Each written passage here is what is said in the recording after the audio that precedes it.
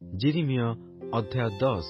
ହେ Israel ବଂଶ, ସଦାପ୍ରଭୁ ତୁମ୍ଭମାନଙ୍କୁ ଯେଉଁ କଥା କହନ୍ତି ତାହା ଶୁଣ। ସଦାପ୍ରଭୁ ଏହି କଥା କହନ୍ତି, ତୁମ୍ଭେମାନେ ଅନ୍ୟ ଦେଶୀୟମାନଙ୍କର ବ୍ୟବହାର ଶିଖ ନାହିଁ। ଆକାଶର ଓ ନାନା ଚିହ୍ନରେ ଭୀତ ହୁଅ ନାହିଁ, କାରଣ ଅନ୍ୟ ଦେଶୀୟମାନେ ତହିଁରେ ଭୀତ ହୁଅନ୍ତି। ଅନ୍ୟ ଦେଶୀୟମାନଙ୍କର ବିଧି ସକଳ ଅସାର, ଯେହେତୁ ବନରୁ ଜଣେ ବୃକ୍ଷ ଛେଦନ କରେ, ତାହା ଅସ୍ତ୍ର ଦ୍ୱାରା କାରିଗରର ହସ୍ତକୃତ କର୍ମ।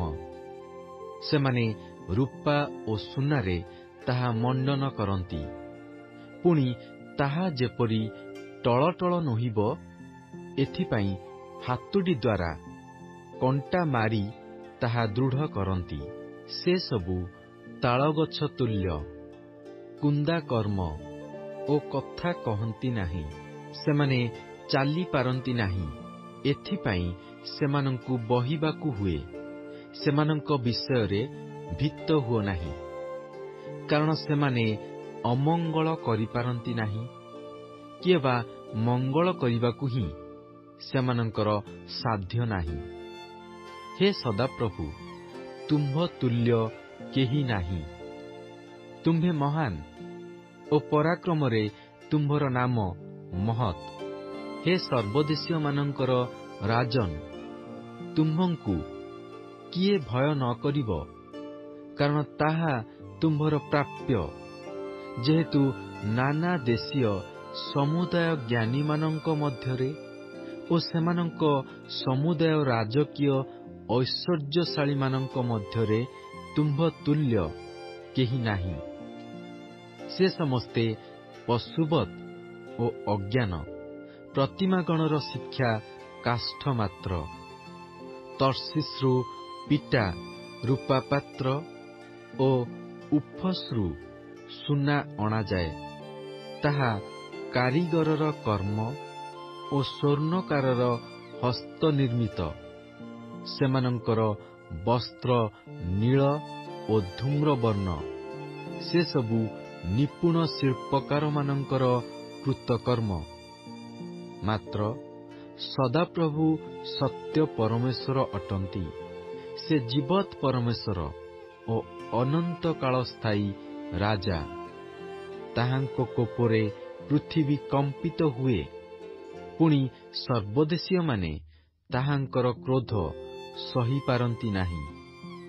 ତୁମ୍ଭେମାନେ ସେମାନଙ୍କୁ ଏହି କଥା କହିବ, ଯେଉଁ ଦେବତାମାନେ ଆକାଶମଣ୍ଡଳ ଓ ପୃଥିବୀ ନିର୍ମାଣ କରିନାହାନ୍ତି, ସେମାନେ ପୃଥିବୀରୁ ଓ ଆକାଶମଣ୍ଡଳର ତଳରୁ ବିନଷ୍ଟ ହେବେ।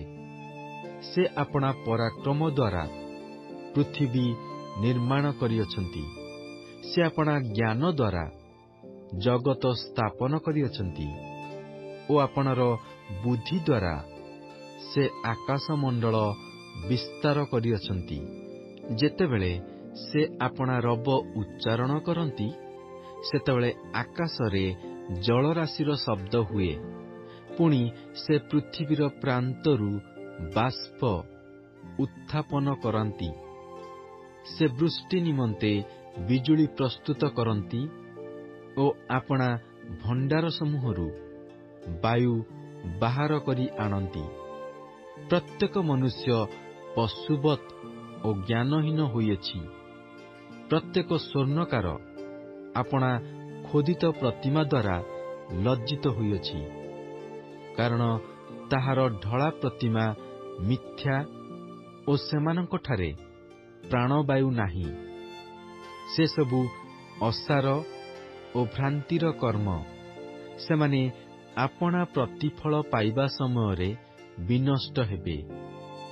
ଯେ ଯାକୁବର ବାଣ୍ଟ ସ୍ୱରୂପ, ସେ ଏମାନଙ୍କ ପରି ନୁହନ୍ତି, କାରଣ ସେ ସର୍ବବସ୍ତୁର ନିର୍ମାଣକର୍ତ୍ତା ଓ ଇସ୍ରାଏଲ ବଂଶ ତାହାଙ୍କର ଅଧିକାର ସ୍ୱରୂପ। ତାହାଙ୍କର ନାମ ସୈନ୍ୟାଧିପତି ସଦାପ୍ରଭୁ। ହେ ଅବରୁଦ୍ଧ ସ୍ଥାନ ନିବାସୀନ୍, ତୁମ୍ଭେ ଦେଶରୁ ଆପଣା ସାମଗ୍ରୀ ସଂଗ୍ରହ କର, କାରଣ ସଦାପ୍ରଭୁ ଏହି କଥା କହନ୍ତି। ଦେଖ, ଆମ୍ଭେ ଏହି ସମୟରେ ଦେଶ ନିବାସୀମାନଙ୍କୁ ଛାଟିଣି ମାରିବା ପରି ଫିଙ୍ଗିଦେବା ଓ ସେମାନଙ୍କୁ ଏପରି କ୍ଲେଶ ଦେବା ଯେ ସେମାନେ ତାହା ବୋଧ ପାଇବେ। ହାୟ ହାୟ, ମୋହର ଦୁଃଖ, ମୋହର କ୍ଷତ ଅତି ବେଦନାଯୁକ୍ତ। ତଥାପି ମୁଁ କହିଲି, ଏହି ମୋହର ବେଦନା, ମୋତେ ଏହା ସହିବାକୁ ହେବ। ମୋର ତମ୍ବୁ ଲୁଟିତ ହୋଇଅଛି ଓ ମୋର ରଜ୍ଜୁ ସବୁ ଛିଣ୍ଡି ଯାଇଅଛି। ମୋର ବାଳକମାନେ ମୋ ନିକଟରୁ ବାହାରି ଯାଇଅଛନ୍ତି, ସେମାନେ ନାହାନ୍ତି। ମୋର ତମ୍ବୁ ଆଉ ପ୍ରସାରିବାକୁ ଓ ମୋର ତମ୍ବୁର ବାଡ଼ ଲଗାଇବାକୁ କେହି ନାହିଁ।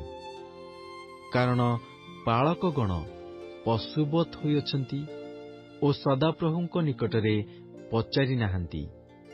ଏହେତୁ ସେମାନେ ଭାଗ୍ୟବାନ ହୋଇନାହାନ୍ତି ଓ ସେମାନଙ୍କର ପଲ ସବୁ ଛିନ୍ନ ଭିନ୍ନ ହୋଇଅଛନ୍ତି। କୋଳାହଳର ରବ, ଦେଖ, ତାହା ଉପସ୍ଥିତ ହେଉଅଛି, ଆଉ ଜିହୁଦାର ନଗର ସବୁ ଉଚ୍ଛିନ୍ନ ଓ ଶୃଗାଳମାନଙ୍କର ବାସସ୍ଥାନ କରିବା ପାଇଁ ଉତ୍ତର ଦେଶରୁ ମହା ଚହଳ ଆସୁଅଛି। ହେ ସଦାପ୍ରଭୁ, ମୁଁ ଜାଣେ, ମନୁଷ୍ୟର ଗତି ତାହାର ଆୟତ ନୁହେଁ, ନିଜ ପାଦବିକ୍ଷେପ ସ୍ଥିର କରିବାର ଗମନକାରୀ ମନୁଷ୍ୟର ସାଧ୍ୟ ନୁହେଁ। ହେ ସଦାପ୍ରଭୁ, ମୋତେ ଶାସନ କର, ମାତ୍ର ବିଚାରପୂର୍ବକ କର, କ୍ରୋଧରେ ତାହା ନ କର। କଲେ ତୁମ୍ଭେ ମୋତେ ବିନାଶ କରିବ। ଯେଉଁ ଅନ୍ୟ ଦେଶୀୟମାନେ ତୁମ୍ଭଙ୍କୁ ଜାଣନ୍ତି ନାହିଁ ଓ ଯେଉଁ ଗୋଷ୍ଠୀ ସକଳ ତୁମ୍ଭ ନାମରେ ପ୍ରାର୍ଥନା କରନ୍ତି ନାହିଁ, ସେମାନଙ୍କ ଉପରେ ତୁମ୍ଭେ ଆପଣା କୋପ ଢାଳିଦିଅ, କାରଣ ସେମାନେ ଯାକୁବକୁ ଗ୍ରାସ କରିଅଛନ୍ତି। ହଁ, ସେମାନେ ତାହାକୁ ଗ୍ରାସ କରି ସଂହାର କରିଅଛନ୍ତି ଓ ତାହାର ବାସସ୍ଥାନ ଉଚ୍ଛିନ୍ନ କରିଅଛନ୍ତି।